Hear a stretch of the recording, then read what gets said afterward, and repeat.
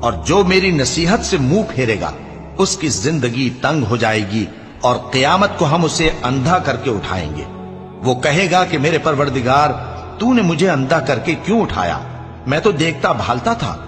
اللہ فرمائے گا کہ ایسا ہی چاہیے تھا، تیرے پاس ہماری آیتیں آئیں تو تو نے ان کو بھلا دیا، اسی طرح آج ہم تجھ کو بھلا دیں گے۔ اور جو شخص حد سے نکل جائے اور اپنے پروردگار کی آیتوں پر ایمان نہ لائے، ہم اس کو ایسا ہی بدلہ دیتے ہیں، اور آخرت کا عذاب بہت سخت اور ہمیشہ باقی رہنے والا ہے۔ تو کیا یہ بات ان لوگوں کے لیے موجب ہدایت نہ ہوئی کہ ہم ان سے پہلے بہت سے فرقوں کو ہلاک کر چکے ہیں جن کے رہنے کے مقامات میں یہ چلتے پھرتے ہیں؟ عقل والوں کے لیے اس میں بہت سی نشانیاں ہیں۔ اور اگر ایک بات تمہارے پروردگار کی طرف سے پہلے صادر اور جزائے اعمال کے لیے ایک میعاد مقرر نہ ہو چکی ہوتی تو نزول عذاب لازم ہو جاتا۔